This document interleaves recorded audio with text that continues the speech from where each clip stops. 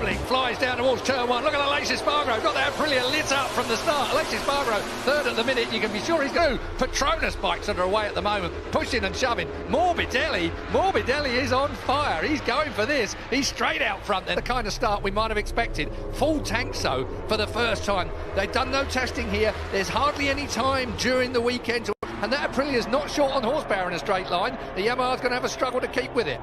Well, we did see Aprilia lead last year, if you remember. Much one line through the stadium section. Now then, Morbidelli's gone for the soft rear tyre, hasn't he? So he's gone for the softer of the two Petronas, the yellow-banded front tyres. If it's just a black round thing, then that's the medium. Oh, a bit more pushing and shoving. It's more like Moto 3 down. That's just how fast it was. The MotoGP bike is compared to his Moto 2 bike, having never been to this track. Alesia's wide. Out side of the bike is like hard work as you try to counter steer down towards turn 3. Quartararo's there. Look at the two. How brave he's been done. Through comes Zarco as well. Zarco slides underneath the other KTM. So Pol Espargaro getting beaten up now. I wouldn't have. Vince Chilly's going to go wide. Come on if you think you're hard enough. Yeah, he did go wide. Wow, look at that. Pol Espargaro comes straight back at him. Great stuff. Well, it's answered my question for sure. Where is Dovizioso? He's on a 1-point scoring position, 15th, just in front of Bradley Smith. When you watch Binder, Keith, all I think is he races the riders to the next corner. He's actually made up quite a lot of places. He was 15th when he crossed the line first time around, but if you look at the order there, he is in 12th place now. He's come up. Going to tough it out round the outside, up the inside, yes. Binder is the boy. Binder the brave. He just grows in stature and he gets to the Red Bull Ring, and they're testing here this week as well. They've got new parts for the KTMs. Yeah, they've got concessions still, KTMs, obviously, so they can... That's the key, isn't it? 1.1 it was over the lines, 1.4 now. Morbidelli on Quartararo, his teammate. Morbidelli is coming of age here, isn't he? In MotoGP, then all of a sudden there's a young Frenchman the other side of the garage that tears up all the trees and does the business. Morbidelli's had to cope wish it away just yet, of course. We've still got 18 and a half laps to go, but he's looking very strong. Tyres, wonder where that's going. It's his third ever MotoGP race. He won't even be thinking about saving tyres. All he's going to go for is the full attack mode and see where that gets him. And you can't blame him for that. Again. Whoa! Have some of that. Reminds me of BSB when I watched the recording last night. What about the Irwin brothers? Fantastic race, that wasn't a brother. So, Morbidelli and Quartararo closing just wins. Vignale back to Ducatis. Disappointing. You know, one of the strong points about Brad and the KTM together, he said, I can make up a lot of time in the Browns.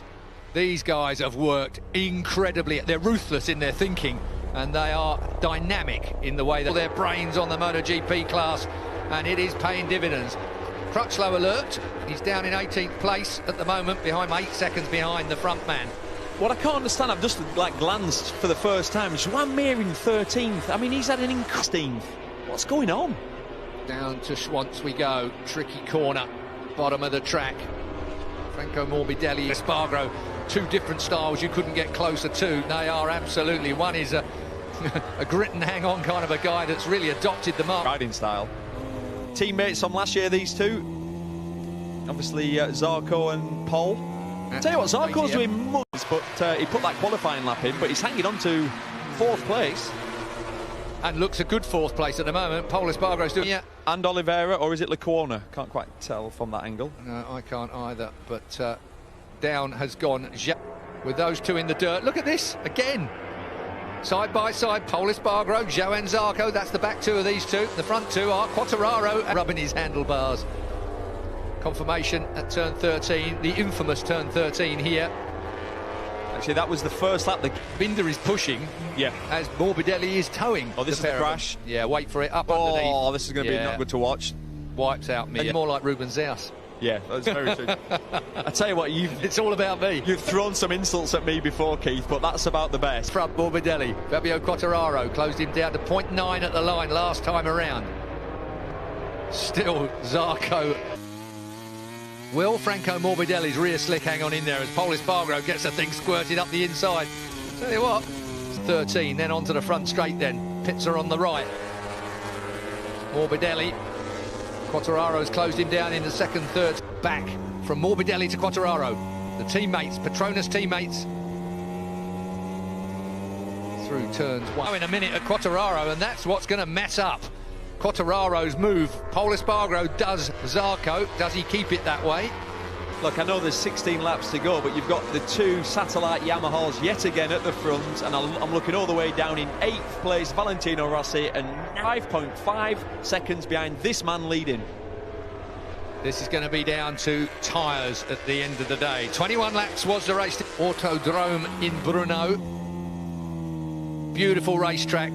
Track needs resurfacing, isn't it, at the end of the day? Yeah. Pole Espargaro. And yeah, is he burning them up by going this far? GP race, and his best finish has been 3rd. Yeah.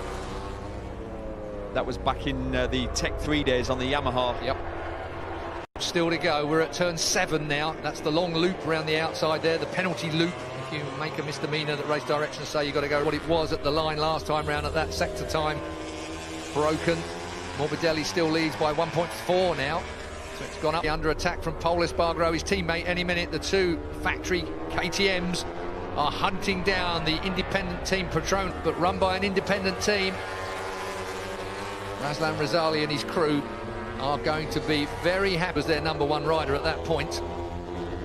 Here's Rossi. Absolutely. And you look at Morbidelli, I mean, his best result so far in MotoGP plan. Last year he had a few 5th places, so he's this is a new experience for him, leading a MotoGP. As in, he's got the attitude. Yeah, he knows how to do it. He's a cool customer, that's a fact. Here we go, Brad Binder again. Yes, Here he cut for it. Late. Underneath him, back, but you know, Binder's got what it takes to do the business. Binder has gone through. Brad Binder on the KTM has just duffed up the 2-time winner this year. Self-sandwiching the KTMs. Wow. Morbidelli's up the road now. 1.4 seconds at the line it was last time. So Morbidelli at turn 7. Tricky banks. It's normally covered with thousands and thousands of people. What a race we're having here. Well, we've talked about it so often, haven't we? The back. Everybody suddenly seems to believe they can win this world title, and it's inspired them into something special. Morbid. Paul, dive bomb coming, yeah. And it's there. He ain't going to wait because he's seen his teammate and he can see his teammate already checking out.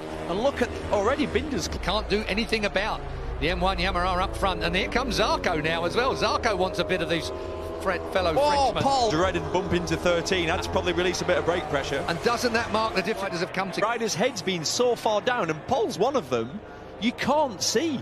So there's a gap. There's a clear gap. Look, of course. Look where Zarco's through the tank cover of your machine. Yeah, disaster for KTM. Feel sorry for them. Feel sorry for Pole. He's okay. Meanwhile, I bet Quattro can't believe it. No. Do you know what I mean? Like, he did that. When you think of the bad luck really he had in Jerez, Binder was there or thereabouts. Lap time wise, he had podium.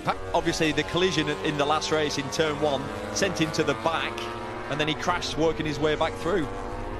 First race for KTM here in Brno rather than next week in Austria, their home track. They'll take it anywhere he does it.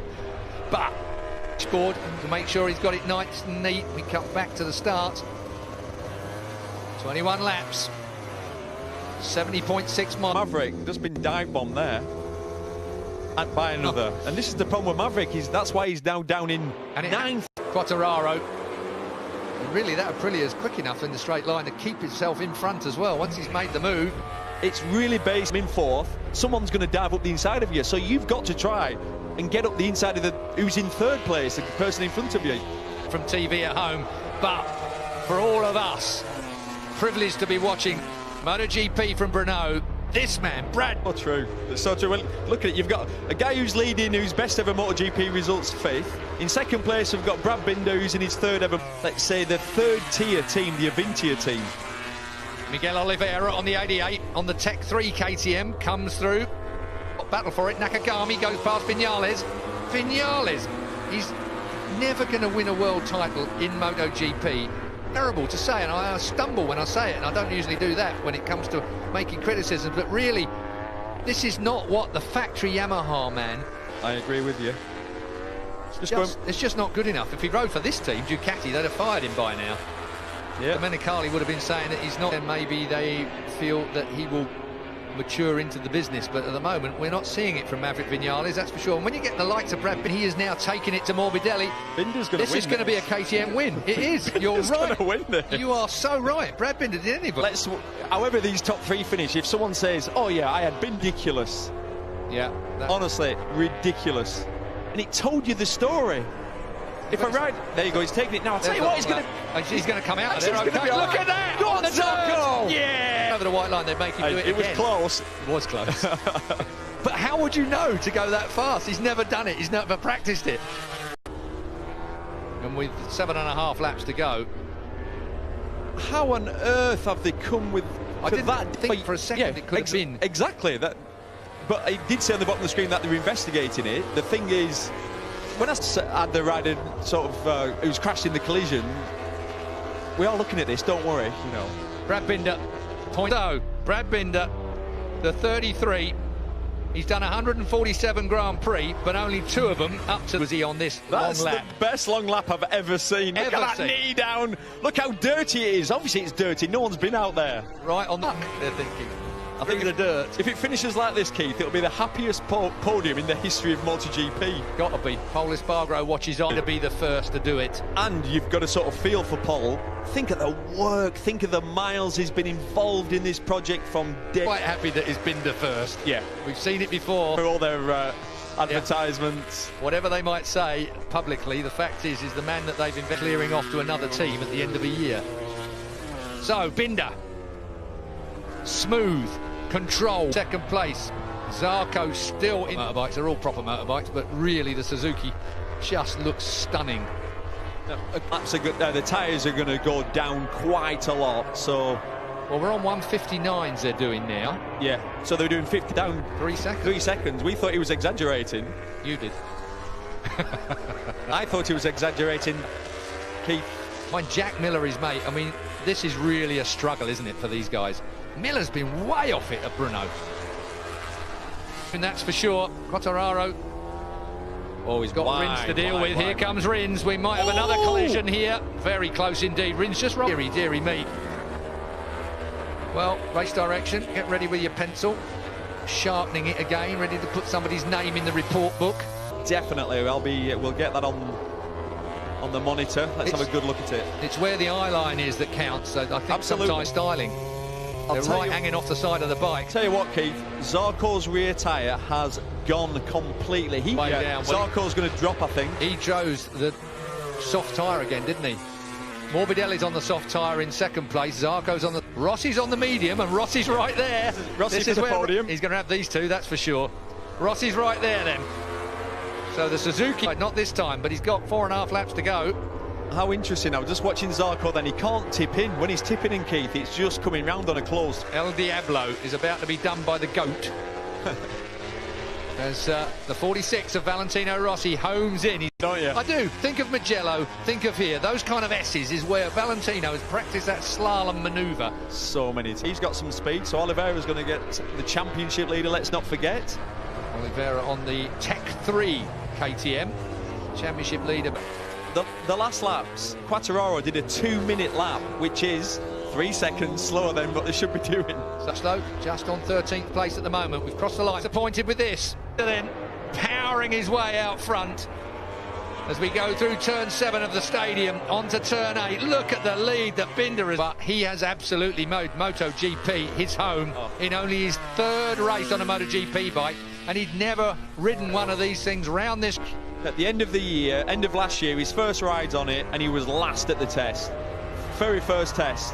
And he's like, whoa, yeah, you know, I'm second. He's just worked, and it's clear that his riding style really suits the MotoGP bike. We not much in this race is his aggressive racing style, how he's aggressive at passing people. I know he's worked his way through, but if it's a probably, I think the fact as well is that KTM have just chucked the kitchen sink at it. That is, don't you?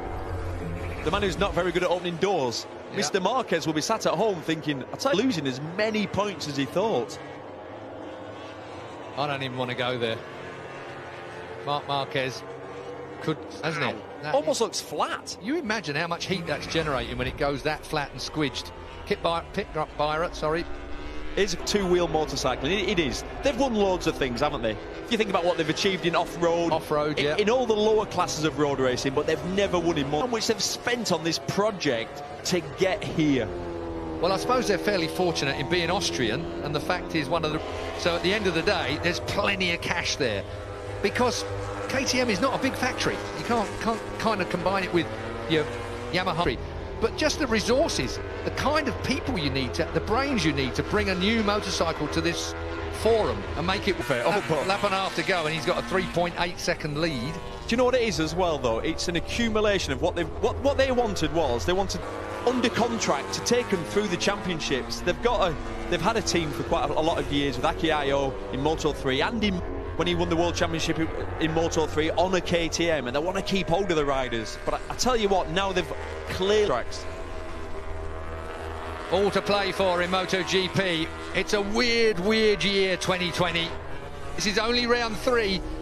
We've got a new round coming at the end of the season. It's going to be Portimao. We're reliably informed that's going to have a new surface on it. Maybe they need a new surface and that's why they're getting one. I don't know, but the last round will be in Portimao. What a track that will be. And I tell you what, it will suit.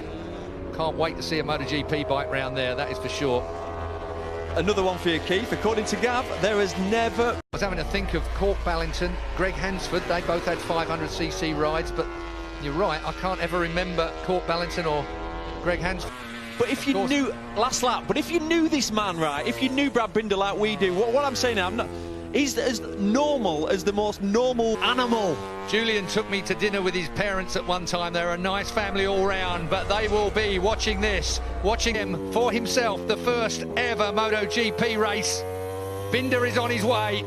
Franco Morbidelli's hanging on in second place. He's in 5th place behind Rins. Oh, Rins is on Zarco. Yeah, here we go. That's going to get tight. Zarco is definitely, Rins isn't going to give it to him. Rins is going to try and get his most useful out of the turns onto the straights. And maybe Zarco can't use the full power of the Ducati. We're going to wait and see fairly soon as Binder... Oh, you can almost feel him gripping that bike, can't you? Zarco got a good exit there. This is where Rins normally does it. He's going to try again. He's thinking about it. Tight. The Ducati should have it, but we've seen the exit speed of the Duke. I'll tell you what, I think he was a little close there, the Suzuki, really, and he just couldn't actually open the throttle as early as he needed it to.